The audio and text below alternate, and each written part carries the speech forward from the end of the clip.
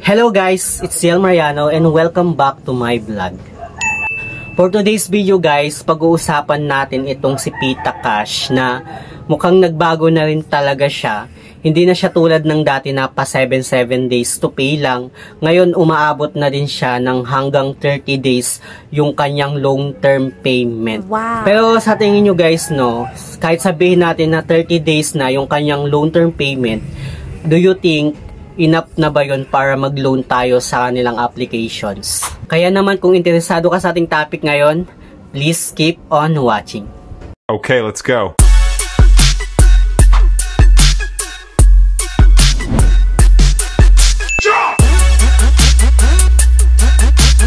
Bago natin simulan itong topic natin ngayon guys, no, gusto ko lang linawin sa inyo na hindi ako sponsored nitong loan applications na babanggitin ko dito sa ating topic ngayon. Ito ay based lang naman sa experience ko na gusto ko lang i-share sa inyo para maging aware kayo at magkaroon kayo ng idea kung okay na ba talaga itong si Pita Cash. Kaya wag nyo munang balaking guys, no, na i-download itong si Pita Cash sa Google Play Store unless hindi nyo pa natatapos itong video natin. Kasi nga guys, no, share ko sa inyo kung magkano yung interest ng 1,000 kung sakaling hihiram ka sa kanilang applications.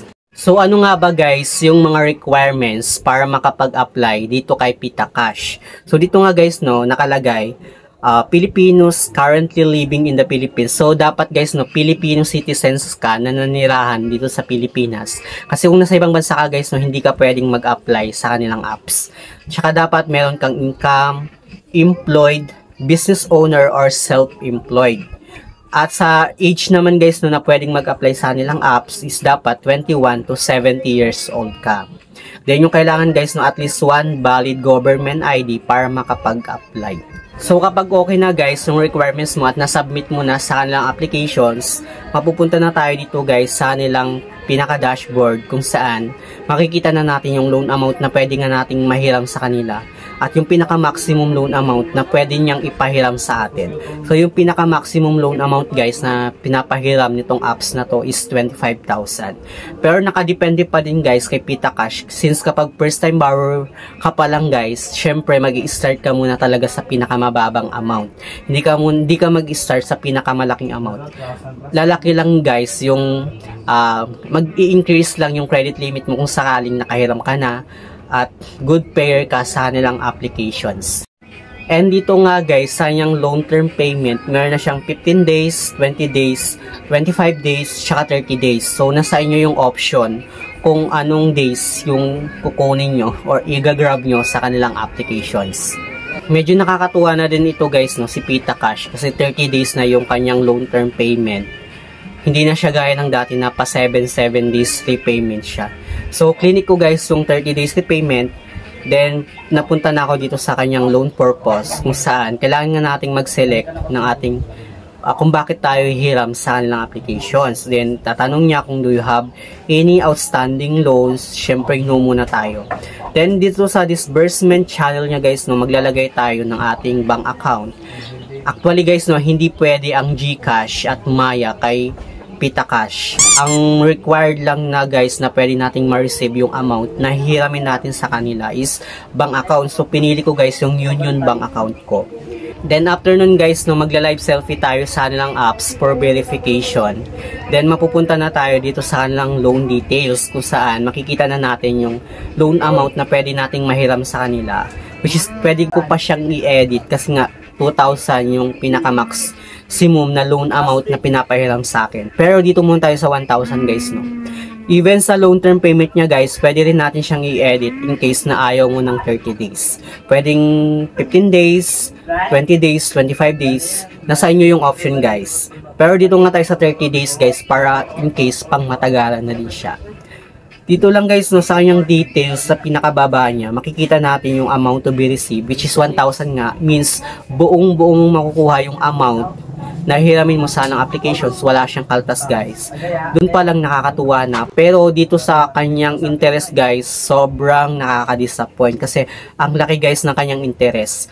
Yung interest niya is 711 sa 1,000 na hiramin mo. So, pinaka-total na babayaran mo sa kanila is 1,711 pesos. sa 30 days na repayment sa kanilang apps. Pero kung 2,000 naman guys yung hihiramin mo sa kanila, tapos 30 days yung long term payment na pinili mo, dito sa total amount due niya guys no, is yung ibabalik mo sa kanila is 3,422 pesos. So imagine mo guys no, dun sa 2,000 na hihiramin mo sa kanila, ang tutubuin nila sa'yo in just 30 days is 1,422 pesos. So yun na yung interest niya guys no. Sobrang laki nun guys. Grabe din itong loan applications na to guys no.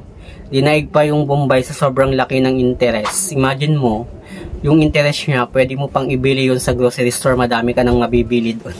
Kaya guys, no, pag-isipan nyo munang mabuti bago kayo mag-loan sa mga ganitong klase ng applications kasi sobrang hindi siya okay talaga. Plus, hindi siya totally recommended na hiraman natin.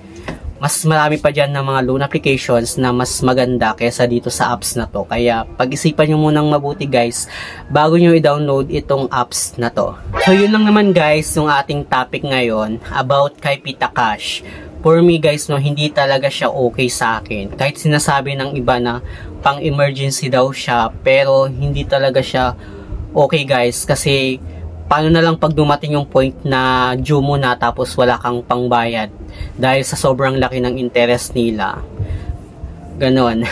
So nasa inyo pa din guys yung option or yung choice kung mag-a-apply ba kayo sa ganitong klase ng applications. But for me guys, this app is not recommended. Try nyo na lang maghanap ng ibang mga loan applications na sobrang mas okay pa dito sa kay Pitacash. So yun lang naman guys no. Sa mga hindi pa pala nakakapag-subscribe sa aking YouTube channel, please don't forget to like, share, and subscribe. Click the notification bell para updated ka lagi sa aking mga susunod na video. Thank you guys, thank you for watching, and see you on my next video. Bye!